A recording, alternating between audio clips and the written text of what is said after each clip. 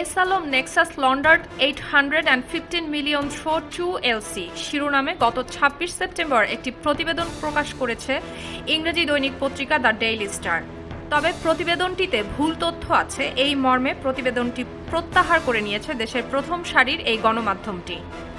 এ সম্পর্কে daily star এক বিজ্ঞপ্তিতে জানায়, এসএস পাওয়ার নিয়ে আমাদের প্রতিবেদনে ব্যবহৃত তথ্যগুলো গত কয়েকদিন ধরে পর্যালোচনা করে মনে হয়েছে আরও ভালোভাবে এই তথ্যগুলোর সত্যতা যাচাইয়ের প্রয়োজনীয়তা রয়েছে।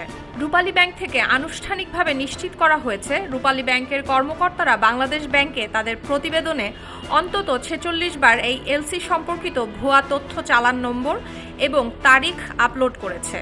কেন্দ্রীয় ব্যাংকের সার্ভারে ভুল তথ্য এন্ট্রির বিষয়ে রূপালী ব্যাংকের স্বীকারোক্তি, রূপালী ব্যাংক ও এসএস পাওয়ারের প্রতিবাদের বিষয় এবং আমাদের পত্রিকায় প্রকাশিত মূল প্রতিবেদনটি আমরা এখনও পর্যালোচনা করছি।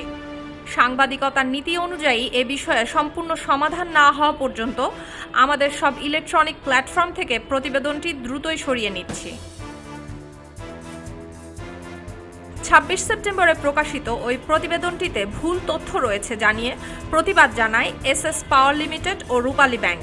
তার পরিপ্রেক্ষিতে ডেইলি স্টার জানায়, আমরা আমাদের প্রতিবেদনে ব্যবহৃত অফিসিয়াল তথ্যগুলো গত কয়েকদিন ধরে পর্যালোচনা করছি। বাংলাদেশ ব্যাংক, এনবিআর এবং রূপালী ব্যাংকের কিছু অফিসিয়াল তথ্য আমাদের আরও যাচাই করার প্রয়োজন ছিল। রূপালী ব্যাংকের যেসব কর্মকর্তারা আমাদের প্রতিবেদনে ব্যবহৃত এলসি সম্পর্কিত তথ্য বাংলাদেশ ব্যাংকের সার্ভারে আপলোড করেছিলেন তাদের সঙ্গে ৩ অক্টোবর আমরা বসেছিলাম। মূলত তাদের এবং অন্যান্য অফিসিয়াল তথ্যের উপর ভিত্তি করে আমরা প্রতিবেদন প্রকাশ করেছিলাম। এই বৈঠকে আমাদের প্রশ্নের জবাবে রূপালী ব্যাংক লিখিতভাবে নিশ্চিত করেছে তাদের কর্মকর্তারা অসাবধানতাবশত ৪১টি ভুল চালানের তারিখ এবং ৫টি ভুল চালান নম্বর আপলোড করেছে। এসএস পাওয়ারের অর্থ পাচারের দাবি সম্পর্কে এত বড় ভুল তথ্য আমাদের বিভ্রান্ত করায় আমরা প্রতিবেদন করি। তবে আমরা এখন বুঝতে পেরেছি আমরা ভুল করেছি। আমরা আন্তরিকভাবে এই পেশাদার ত্রুটির জন্য দুঃখিত। অফিসিয়াল তথ্য ভুল থাকলে মাঝে মাঝে এমন ঘটে, এমনকি ভালো উদ্দেশ্য নিয়ে কিংবা নৈতিক সাংবাদিকতার সর্বোচ্চ মান অনুসরণ করলেও কখনো কখনো আমরা ভুল করে ফেলি। আমরা আমাদের ভুলের দায় নিচ্ছি এবং সংশোধন করছি। পাশাপাশি এসএস পাওয়ার লিমিটেড এবং আমাদের পাঠকদের কাছে আমরা আন্তরিকভাবে ক্ষমা প্রার্থনা করছি।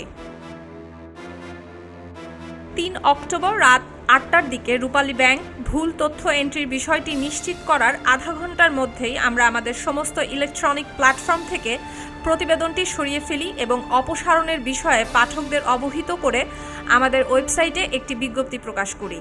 আমরা এখন আমাদের প্রিন্ট সংস্করণ থেকে প্রতিবেদনটি প্রত্যাহার করে নিয়েছি। আমরা উল্লেখ করতে চাই, প্রতিবেদনটি সরল বিশ্বাসে প্রকাশ করা হয়েছিল, ক্ষতি করার কোনো উদ্দেশ্য নয়।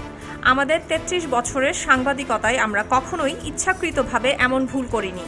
আমরা যে তথ্য ব্যবহার করেছি তা আমাদের নিজস্ব তথ্য ছিল না, সেগুলো বাংলাদেশ ব্যাংক, এনবিআর এবং রূপালী ব্যাংকের সার্ভারের অফিসিয়াল তথ্য ছিল। সেক্ষেত্রে আমরা ভুলভাবে উপস্থাপিত তথ্যের শিকার হয়েছি। আমরা আমাদের পাঠকদের আশ্বস্ত করতে চাই, এই ধরনের ভুলের পুনরাবৃত্তি রোধ করতে আমরা যথাসাধ্য চেষ্টা করব।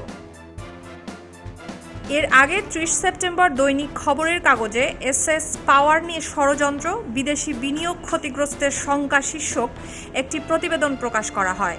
এই প্রতিবেদনে বলা হয়, এসএস পাওয়ার ওয়ান লিমিটেড দেশের বেসরকারি খাতে একমাত্র বৃহৎ যৌথ বিনিয়োগী কোম্পানি।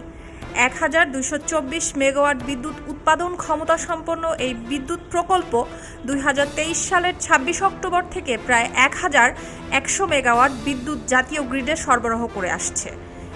এই বিদ্যুৎ উৎপাদন কারখানাটির বিরুদ্ধে পরিকল্পিতভাবে ষড়যন্ত্র চালানো হচ্ছে বলে এর ব্যবস্থাপনা কর্তৃপক্ষ অভিযোগ করেছে।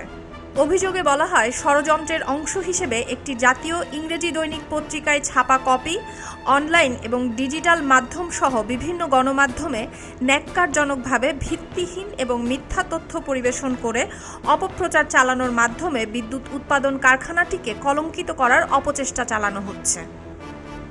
ডেস্ক রিপোর্ট, খবরের কাগজ।